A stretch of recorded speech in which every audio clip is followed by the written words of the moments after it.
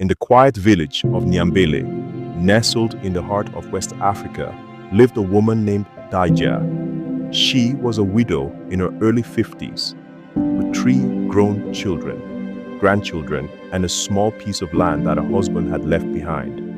Dija was not rich. Her house was made of mud bricks, and her kitchen was an open fire behind her home. But her compound was always clean, and her garden grew okra, groundnuts, and hibiscus. She sold her produce at the market every Friday and used the little money she made to feed herself and help her grandchildren with school books. Every morning, Dija would tie her headscarf, sweep her compound, and hum an old tune. The neighbors would often say, "You always look content, Mama Dija. Don't you wish for more?" Dija would smile gently.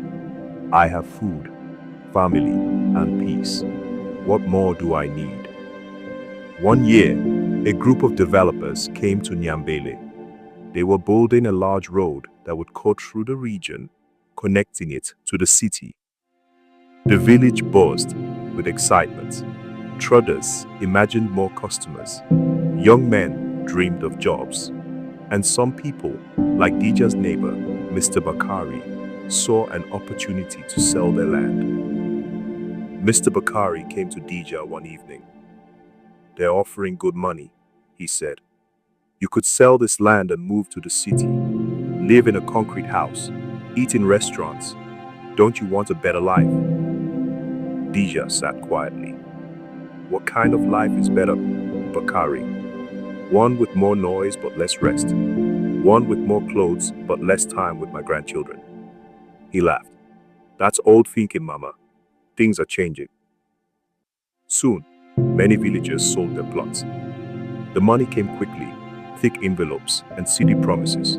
Some bought motorcycles, others moved away. But Khadija stayed. Months passed. The road was built. For a while, the village seemed wealthier. But by the following rainy season, the story changed. The crops didn't grow well on the new, smaller plots. Food prices went up. The city men who promised jobs never came back. Some villagers who had sold their land now had to rent, and the money had finished faster than they thought. Meanwhile, Dija's small farm still produced vegetables. Her home, though simple, was hers. Her grandchildren still ran barefoot through the garden, laughing under the mango tree. And on Fridays, she still sold her produce. Slightly less than before, but enough. One afternoon, a young teacher who had moved into the village came to interview Dija for a school project. "Mama Dija," she asked, "if you could go back and sell your land, would you do it now?" Dija looked at the girl with kind eyes.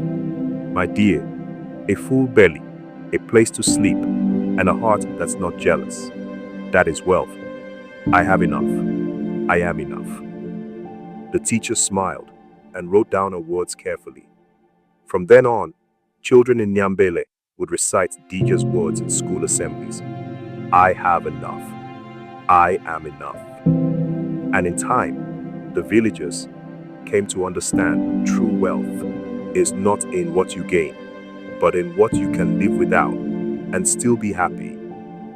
Moral: contentment doesn't come from having everything, but from appreciating what you have and knowing when it is enough.